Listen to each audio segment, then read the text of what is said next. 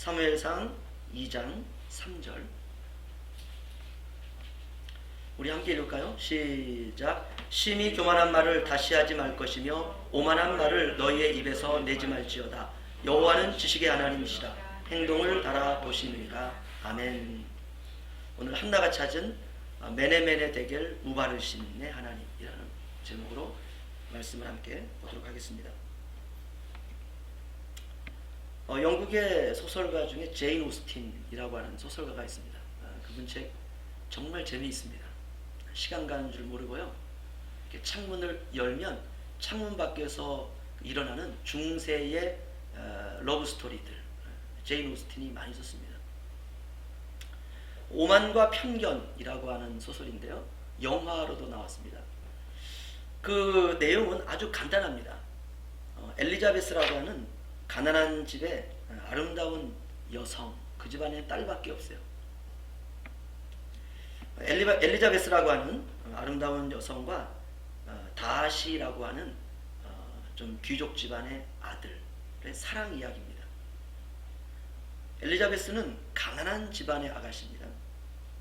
다시는 명문 가문의 젊은이에요. 첫눈에 딱 반합니다. 그런데 이 다시라고 하는 이 남자가 엘리자베스를 대하는 태도가 굉장히 싸늘해요. 퉁명스러워요. 그리고 저 남자가 왜 나를 저렇게 대하지? 기분이 나빠요. 왠지. 그래서 엘리자베스는 다시를 오만하고 교만한 남자라고 생각을 합니다. 그리고 선입견으로 딱 붙게 돼요. 마음에는 드는데 태도가 마음에 안 들어요. 결론은 엘리자베스와 다시는 이런 오해에 오해를 거듭함에도 불구하고 결국은 결혼에 꼴이 납니다. 그래서 이 영화는 해피엔딩으로 끝나요. 이 소설은. 여러분 영화 꼭 한번 보세요. 정말 재밌습니다. 제인 오스틴이라고 하는 이 작가가 이 소설을 통해서 말하고자 하는 건 뭐냐면, 외모로 엘리자베스는 다시를 오만하다고 생각을 했어요. 그런데 자신의 생각이 잘못되었다라고 하는 걸 마지막에 가서 깨달아요. 자기를 정말 사랑한 거예요. 그래서 내가 잘못된 편견을 가지고 사람을 대했구나. 그리고 정말 오만한 사람은 다시가 아니라 자신이었다는 것을 엘리자베스가 깨닫습니다. 그러니까 이 소설은 사람을 외모로 판단하여 편견을 갖는 것에 대한 교훈을 다룬 성장소설이에요. 그러니까 세상에서도 오만과 편견이라고 하는 것은 인간관계 장애라고 하는 것을 알 수가 있습니다. 저는 오늘 한나의 기도를 3주간 동안 이렇게 그 다음 구절들을 이렇게 설교를 좀 묵상을 하면서 우리가 지난주에 살펴봤던 말씀 가운데에서 제 마음에 딱 걸려있는 말씀 한마디가 있었어요. 그래서 그 말씀을 다시 또 묵상하게 되고 그러면서 오늘 말씀을 준비하게 됐습니다. 여러분 어떠신지 모르겠어요. 3절입니다.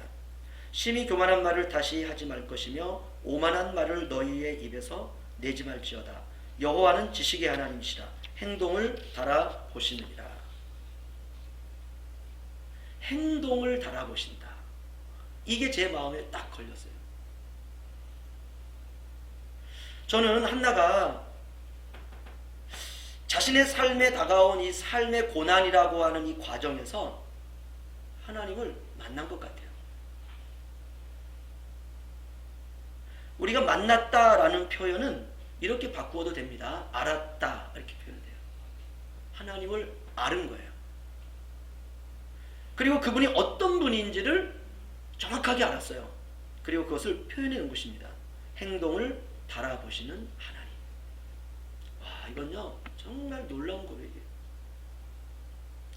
달아보신다라는 말은 뭐냐면, 쉽게 말하면 저울이 있는데 저울로 내 행동을 재본다는 거예요.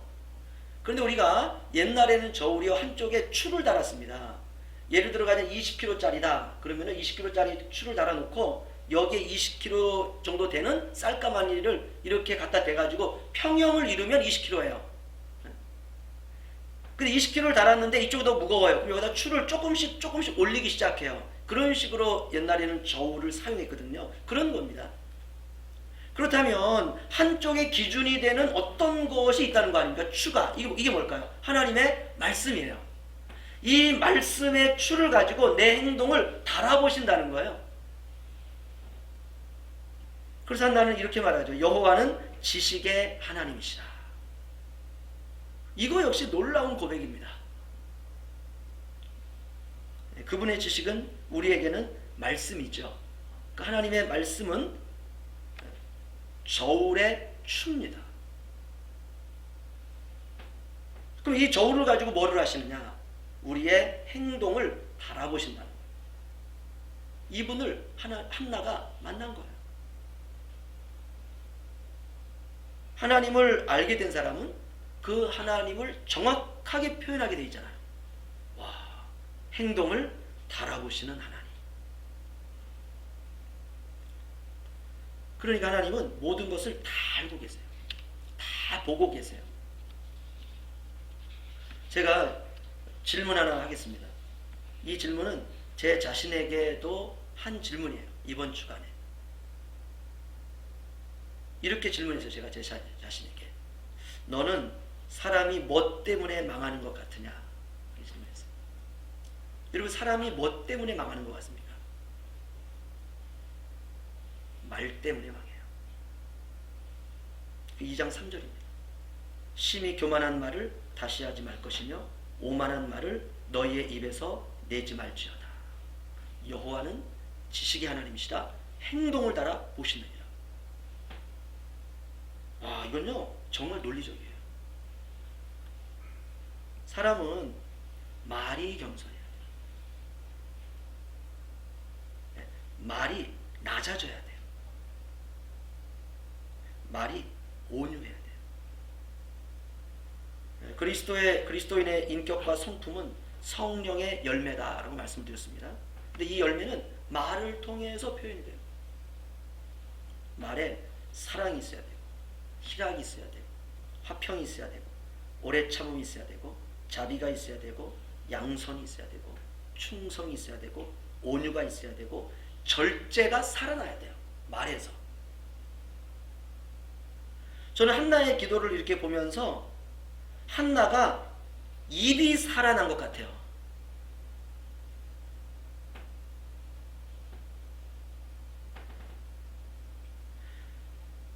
그러니까 한나의 입이 살아났다고 하는 건 뭐냐면 하나님이 싫어하시는 것을 정확히 아는 거예요. 그러니까 하나님을 알게 된 거예요. 하나님을 만난 거예요. 그러면 하나님이 가장 싫어하시는 게 뭘까요? 심히 교만한 말을 다시 하지 말 것이며. 정확하잖아요. 교만은 패망의 선봉이요 겸손은 존귀의 앞자리니라. 이거 잠언서 말씀 아닙니까? 하나님이 가장 싫어하시는 거 교만이에요. 그래서 말이 아니라 기도하는 사람이 돼야 됩니다. 문제가 생기면 엎드려야 돼요. 문제가 생기면 십자가 앞에 나가야 돼요. 문제가 생기면 하나님 앞에서 울어야 돼요. 문제가 생기면 회개하는 거예요. 내가 잘못 걸어간 길이 있는가 돌이키는 게 회개지, 그렇죠? 하나님이 그거 보시는 거예요. 그거를 달아보시겠다는 거예요. 그거를. 여러분, 만물보다 심히 부패한 것이 인간의 마음이다 이렇게 말합니다. 예레미야 17장 9절 10절 제가 읽어드리면 만물보다 거짓되고 심히 부패한 것은 마음이라. 누가 능히 이를 알리오마는 나 여호와는 심장을 살피며 폐부를 시험하고 각각 그의 행위와 그의 행실대로 보응하나니. 아멘. 하나님은 인간의 마음을 살피신다는 거예요. 그리고 살피실 뿐만이 아니라 뭘 하시느냐? 행위와 행실대로 보응하신다. 달아보신다라는 말이에요. 달아보신다. 그러니까 만물보다 심히 부패한 것이 인간의 마음이고 하나님은 우리의 심장을 살피고 폐부를 살피는데 이 부패한 심장과 폐부에서 기대할 것이 뭐가 있겠습니까? 아무것도 없어요. 아무것도 없습니다. 그러니까 인간의 행동을 달아보면 만물보다 심히 부패한 게 인간의 마음이기 때문에 이건 달아보나 마나입니다. 근데 왜 달아보신다 그러죠? 이것 때문에 제가 고민을 한 거예요. 만물보다 거짓되고 심히 부패한 인간의 마음에서 나오는 거는 딱 두 가지밖에 없습니다. 교만한 말, 오만한 말밖에 없는 거예요. 로마서가 이거를 우리에게 정확하게 증명하고 있습니다. 로마서 3장으로 한번 가보실까요? 로마서 3장 9절에서 18절 말씀, 저 한 절씩 교독하겠습니다. 그러면 어떠하냐? 우리는 나으냐? 결코 아니라. 유대인이나 헬라인이나 다 죄 아래 있다고 우리가 이미 선언하였느니라. 기록된 바 이는 없나니 하나도 없으며 깨닫는 자도 없고 하나님을 찾는 자도 없고 다 지우쳐 함께 무익하게 되고 선을 행하는 자는 없나니 하나도 없도다. 그들의 목구멍은 열린 무덤이요 그 혀로는 속임을 일삼으며 그 입술에는 독사의 독이 있고 그 입에는 저주와 악독이 가득하고 그 발은 피 흘리는 데 빠른지라. 화면과 고생이 그 길에 있어 평강의 길을 알지 못하였고 그들의 눈앞에 하나님을 두려움이 없느니라 함과 같으니라. 아멘. 유대인이나 헬라인이나 의인은 한 사람도 없다는 거예요. 그 모두가 누구냐? 다 죄인이라는 거예요. 그러면 죄인의 행동은 달아볼 것도 없습니다. 그 로마서는 너희들 입에서 나오는 거는 다 이런 것들이다라고 말하는 거예요. 목구멍은 열린 무덤이요 혀로는 속임을 일삼고 입술에는 독사의 독이 있고 입에는 저주와 악독이 있고 발은 피 흘리는데 빠른지라. 파멸과 고생이 그 길에 있어 평강을 알지 못하겠고 그들의 눈앞에 하나님을 두려워함이 없느니라. 그러니까 인간은 심히 부패한 것이 인간의 마음이기 때문에 아무리 그를 달아본다 할지라도 나오는 건 다 이런 것들밖에 안 나온다는 것이에요. 바벨론 왕 중에 느부갓네살 왕이라고 하는 사람이 있습니다. 이 사람은 참 특별한 왕이에요. 북이스라엘을 멸망시킨 왕이죠. 하나님이 사용하신 막대기입니다. 당연히 이방의 절대 권력자였으니까 무자비하고 정말 무섭고 잔인하고 교만한 왕입니다. 예루살렘을 파괴했을 뿐만이 아니라 성전의 모든 그릇과 집기들을 자기의 나라로 다 갖다 옮겨버렸어요. 그런데 하나님께서 그를 불쌍히 여긴 거죠. 그래서 이 느부갓네살이 7년 동안 들에 나가서 소처럼 풀을 뜯어먹고 삽니다. 풀을 뜯어먹고 살아요.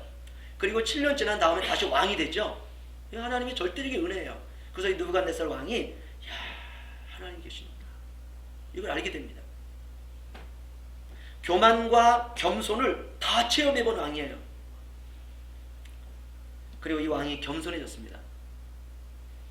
이런 느부갓네살 왕의 모든 삶을 그 아들 벨사살이 다 보고 자랐어요. 그런데 이 벨사살이 느부갓네살 왕이 죽은 이후에 왕이 되어서 어처구니 없는 일을 저지릅니다. 이 일을 성경이 적나라하게 적어놨어요. 그리고 다니엘서 5장으로 한번 가보시죠. 다니엘서 5장 22절로 31절 저 한 절씩 교독하겠습니다. 벨사살이여 왕은 그의 아들이 되어서 이것을 다 알고도 아직도 마음을 낮추지 아니하고 도리어 자신을 하늘의 주제보다 높이며 그의 성전 그릇을 왕 앞으로 가져다가 왕과 기식들과 왕후들과 호궁들이 다 그것으로었습니다. 왕이 또 보지도 듣지도 알지도 못하는 금은 구리 새와 나무 돌로 만든 신당들을 찬양하고 도리어 왕의 호흡을 주장하시고 왕의 모든 길을 작정하시는 하나님께는 영광을 돌리지 아니하니라. 이러므로 그의 앞에서 이 손가락이 나와서 이 글을 기록하였나이다. 기록된 글자는 이것이니 곧 메네메네 대길 우발하시니라.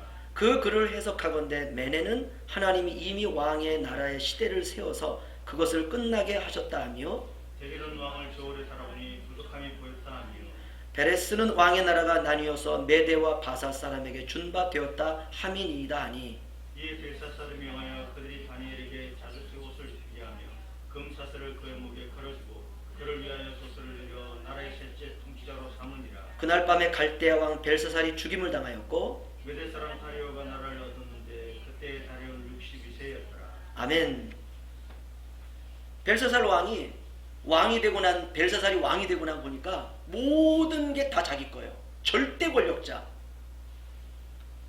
귀족들, 흩어져 있는 각 부족의 나라의 찢어져 있는 나라의 왕들 다 불러다가 왕후 후궁들 다 불러다가 하나님의 모든 거룩한 제사 때 쓰는 이 그릇들을 가지고 다 수를 따라 가지고 먹게 한 거예요. 야, 이게 하나님이라고 하는 그 어떤 존재에게 우리 아버지도 그분 알고 있잖아. 그분에게 이렇게 뭐 드렸던 제사 그릇이라는데 그 별거 아니야. 자, 술 한 잔씩 들어. 이런 식으로 해가지고 하나님의 모든 집기들을 거룩한 걸 가지고 와서 이걸 가지고 거기서 그냥 난장 파티를 벌인 거예요. 이렇게 흥청망청 왕궁에서 파티를 벌이고 있을 때 하나의 손이 나타나가지고 그들이 보고 있는 큰 벽에다가 글을 막 쓰기 시작했어요. 얼마나 신기하고 깜짝 놀랐겠습니까? 근데 그 글자를 읽을 수 있는 사람이 하나도 없는 거예요. 그래서 그때 다니엘을 데리고 오죠. 그때 다니엘이 이야기를 쭉 해주는 겁니다. 당신의 아버지가 교만했지만 하나님을 알고 겸손해졌 거늘 이거를 왕이 다 알고 다 지금까지 아버지 밑에서 살아왔는데 어떻게 왕이 이럴 수 있습니까? 이러면서 이제 쭉 일장훈시를 하고 난 다음에 그 다음에 그 글에 대해서 이것은 메네메네 데겔 우바르신이라는 말입니다. 그럼 이렇게 물어봤지 않겠습니까? 그게 무슨 말인데 좀 쉽게 가르쳐줘봐. 우리도 이 글을 성경에서 이렇게 쭉 해석된 걸 읽지만 약간 헷갈리죠. 그래서 이거를 정말 쉽게 제가 여러분에게 말씀을 드리겠습니다. 우리가 아이들이요 정말 마음에 안 드는 거를 그런 행동을 지나쳐가지고 야 오늘 얘는 나한테 좀 엄청 맞을 것 같다. 그럴 때 이런 표현을 씁니다. 애한테 너 끝났어요. 이거예요. 하나님께서 왕의 행동을 저울에 달아보셨는데 왕은 끝났어요. 이거예요. 명쾌하죠. 여러분 하나님이 달아보실 때가 있습니다.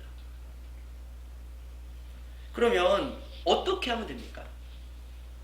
믿음으로 반응해야 돼요. 그걸 달아보시는 거예요. 하나님이 내가 살아온 삶을 달아보신데 인간의 마음은 심히 부패하고 썩고 그가 하나님 앞에 행하는 모든 것들은 전부 정말 그 악과 이런 것들입니다. 로마 3장에 말한 것처럼. 그래서 내놓을 건 사실은 없어요. 근데 하나님이 그걸 알고도 우리 행동을 달아보시는데 그때 우리의 믿음의 반응을 보시는 거예요. 진짜는 그걸 달아보시는 거예요. 그거를. 그게 뭡니까? 간단합니다. 무조건 이렇게 하면 돼요. 하나님께. 하나님 잘못했어요. 하나님 도와주세요.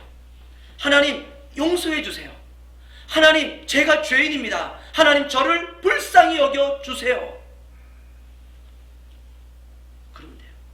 그거 하나예요.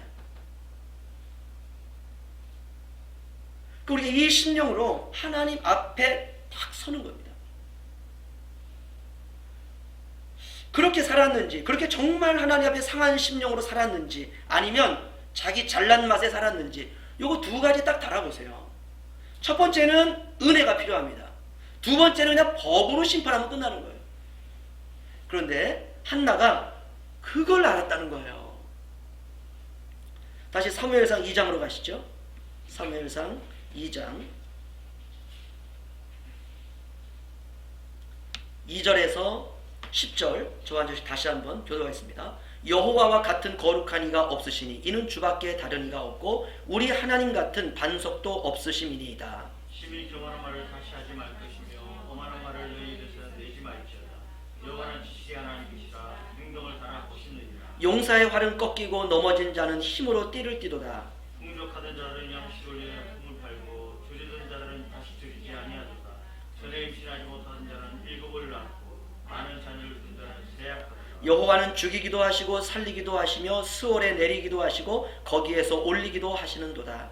여호와는 가난하기도 하시고 부하기도 하시며 낮추기도 하시고 높이기도 하시는도다. 가난한 자를 진토에서 일으키시며 빈궁한 자를 거름더미에서 올리사 귀족들과 함께 앉게 하시며 영광의 자리를 차지하게 하시는도다. 땅의 기둥들은 여호와의 것이라. 여호와께서 세계를 그것들 위에 세우셨도다. 그가 그의 극한 자들의 발을 지키실 것이요 악인들을 흑암 중에서 잠잠하게 하시리니 힘으로는 이길 사람이 없음이로다.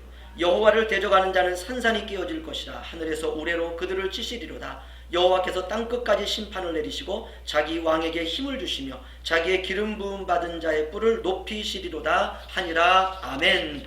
그러니까 한나가 알게 된 하나님은 높이기도 하시고 낮추시기도 하시고 수월에 내리기도 하시고 올리시기도 하시고 죽이기도 하시고 살리시기도 하시고 등등등 하나님이 달아보신다는 거예요.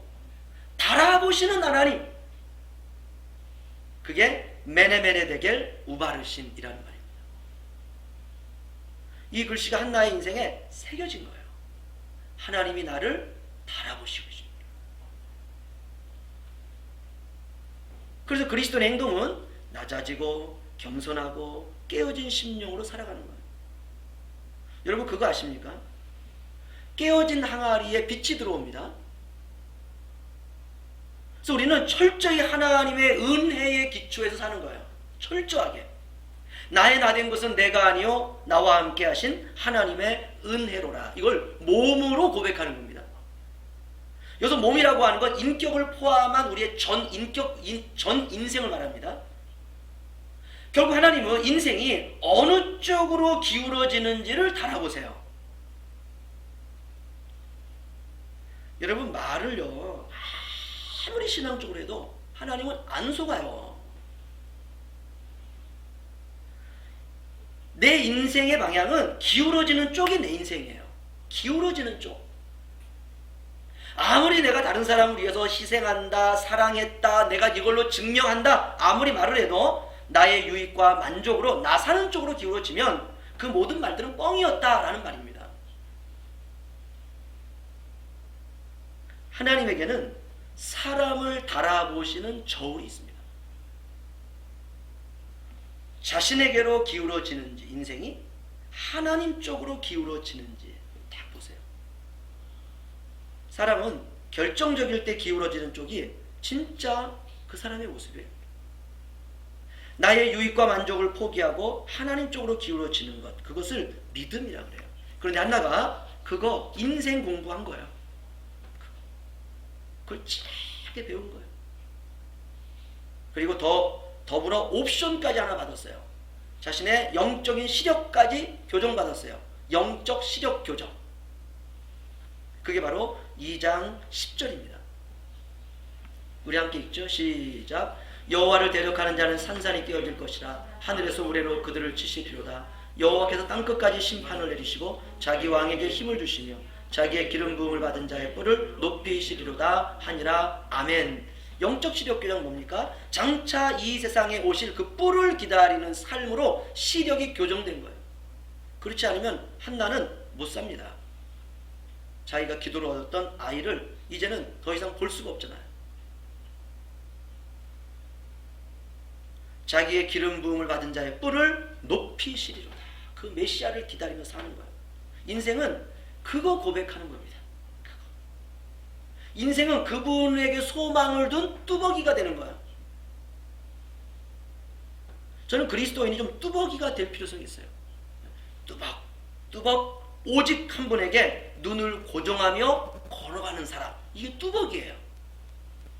이건 너무 쉽게 변하면요 이거 못 살아요. 뚜벅 걸어가는 거예요. 우리 설교를 마치면서 여러분 인생 너무 복잡하게 살지 마세요. 하나님 나라는 먹고 마시는 것이 아니요 그리스도 예수 안에 있는 의와 평강과 희락이라. 단순하게 살아야 돼요. 그러니까 우리의 행동을 달아보시는 하나님의 기준은 딱 나왔네요. 우리는 그리스도 안에 하나님 나라 안에 천국 백성으로 사는 거잖아요. 그럼 천국 백성은 먹고 마시는 것이 아니요 의와 평강과 희락이라. 이게 하나님의 기준입니다. 이걸 가지고 달아보시는 거예요. 우리 말에 우리의 삶에 의와 평강과 희락이 깃들어져 있어야 돼요. 하나님은 어디든지 다 계십니다. 우리가 살아가는 모든 곳에서 우리의 말을 달아보세요. 우리의 행동을 달아보세요. 모든 걸 다 달아보세요. 그리고 우리의 삶은 기초가 은혜예요. 달아보시는 현장에서 내가 무엇으로 살고 있는가? 은혜로 살아야 돼요. 그 은혜는 뭐냐면 하나님 잘못했어요. 하나님 도와주세요. 하나님 용서해 주세요. 저는 하나님의 은혜 외에는 바랄 것이 하나도 없는 그런 사람입니다. 하나님이 요걸 달아보시는 거예요. 요거를. 은혜 아니면 하나님 앞에 절대로 설 수 없습니다. 불가능해요. 은혜는 그리스도인의 삶의 기초이자 기반입니다. 그럼 은혜가 뭐냐? 나를 놓고 주님을 붙잡는 거예요. 이게 은혜예요. 저는 이제 하나님만 바라볼래요. 그렇게 우리의 몸으로 하나님께 고백을 하면 하나님께서 그래, 그거야, 이렇게 말씀하세요.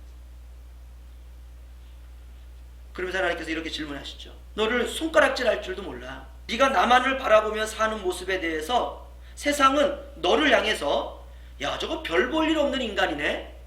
아니, 인생을 어떻게 저렇게 살지? 아주 별 볼 일 없어 저 사람은. 이렇게 생각할 수도 있을걸? 그럴 때 주님, 저는 그래도 좋아요.